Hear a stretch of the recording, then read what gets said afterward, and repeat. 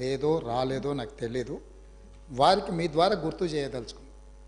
2011 సంవత్సరంలో శాసనమండలి ఎన్నికలలో భారతీయ జనతా పార్టీ టీఆర్ఎస్ పొత్తు పెట్టుకున్నారు. ఆనాడు ఇదే సభలో ఉన్న ఈరోజు కేంద్ర మంత్రి బీజేపీ అధ్యక్షుడు కిషన్ రెడ్డి గారు, ఎండెల లక్ష్మీనారాయణ గారు, ఇద్దరు శాసనసభ్యులు బీజేపీ నుంచి టీఆర్ఎస్ అభ్యర్థికి అధికారికంగా ఓట్లేసిండ్రు. ఒకటి. రెండవది, ఆనాడు ముగ్గురు టీఆర్ఎస్ ఎమ్మెల్యేలు కిరణ్ కుమార్ రెడ్డి గారికి ఓటేసిండ్రు.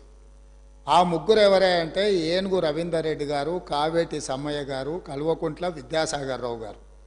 ఆ ముగ్గురు టీఆర్ఎస్ అభ్యర్థికి ఓటేయకుండా కిరణ్ కుమార్ రెడ్డి గారికి మద్దతు ఇచ్చినందుకు చంద్రశేఖరరావు గారు వారిని పార్టీ నుంచి బహిష్కరించడం జరిగింది. ఆ సందర్భంగా ఎమ్మెల్యే 23 వరకు పార్లమెంటులో ఏ సందర్భం వచ్చినా అధికారికంగా అక్కడ రికార్డులు ఉన్నాయి. కావాలంటే వారి పెద్దలు పోచారం శ్రీనివాసరెడ్డి గారు, నామ నాగేశ్వరరావు గారికో లేకపోతే కేశవరావు గారికో వారు అడిగితే ఎన్ని బిల్లులు వచ్చినప్పుడు లోక్సభలో కానీ రాజ్యసభలో కానీ వారు ఎవరి పక్షాన నిలబడి ఎవరికి మద్దతు పలికినరో అక్కడ సజీవంగా సాక్ష్యాలు ఉంటాయి. త్రిబుల్ తలాక్ కావచ్చు, 370 ఆర్టికల్ కావచ్చు, రైతు వ్యతిరేక నల్ల చట్టాలు కావచ్చు, జిఎస్టీ కావచ్చు, నోట్ల రద్దు కావచ్చు, ఇట్లా చెప్పుకుంటూ వెళ్తే కొన్ని వందల బిల్లులు లోక్సభలో రాజ్యసభలో వచ్చినప్పుడు టీఆర్ఎస్ పార్టీ స్పష్టంగా ఒక సందర్భంలో రాజ్యసభ సభ్యుడు అక్కడ బిల్లు ఉన్నదంటే ప్రత్యేకమైన విమానం వేసుకొని పోయి మోడీ గారికి అనుకూలంగా ఓటేయడం జరిగింది. Bharatiya Janata party, BRS, BJP ఒకే రకమైన ఆలోచన విధానంతో గత 10 సంవత్సరాలు ప్రభుత్వాలను కలిసి నడుపుకున్నారు. వాళ్ళిద్దరు కలిసి చర్చించుకున్నారు.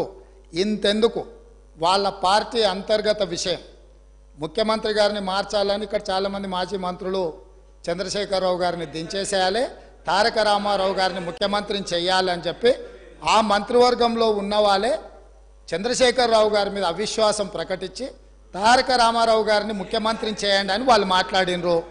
వాళ్ళందరూ ఒత్తిడి తట్టుకోలేక చంద్రశేఖరరావు గారు వెళ్ళి నరేంద్ర మోడీ ప్రధానమంత్రిని కలిసి నేను అక్కడి నుంచి మా వాళ్ళు తప్పుకోమంటుండ్రు, తప్పుకుంటా తారక రామారావు గారిని తెలంగాణ రాష్ట్రానికి ముఖ్యమంత్రిని చేస్తా, మీరు నాకు అనుమతి ఇవ్వమని అడిగినరని, నేను వారసత్వ రాజకీయాలు లేకపోతే రాచరికాలను నేను సమర్థించను, నేను వ్యతిరేకిస్తున్నా, అది ఎలా సాధ్యమో అని నేను చంద్రశేఖరరావును నిలదీసినని భారత ప్రధానమంత్రి తెలంగాణ రాష్ట్రానికి వచ్చినప్పుడు స్పష్టంగా ప్రకటన చేసిండు.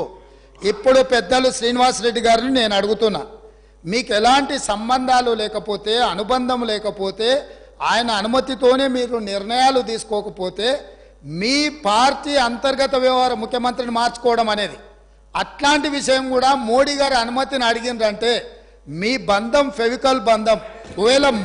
ఒకవేళ మీకు కేసీఆర్ గారు చెప్తుండ్రో లేదో వాస్తవాలు ఒక్కసారి ఇప్పుడు నేను చెప్పిన చరిత్రను మొత్తము వారు తెలుసుకోవాల్సిందిగా నేను కోరుతున్నా. మీకు కొన్ని చెప్తాడు, కొన్ని దాస్తాడు. కాబట్టి దాసినై మీకు ఒకవేళ ఎప్పుడైనా అనుమానం వస్తే మీరు ఎప్పుడైనా నన్ను అడగొచ్చు, స్వేచ్ఛగా వచ్చి కలవచ్చు. మిగతా వివరాలన్నీ కూడా నేను మీ దృష్టికి తీసుకొస్తా. పోచారం శ్రీనివాసరెడ్డి. మేమందరం కూడా కలిసి పనిచేసినాం సార్.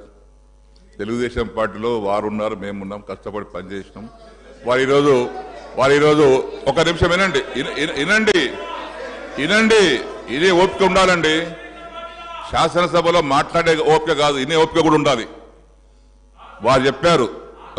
ఒక్క నిమిషం బ్రదర్ వినండి. వారు అవకాశం ఇస్తే మాట్లాడండి, ప్లీజ్ కోఆపరేట్.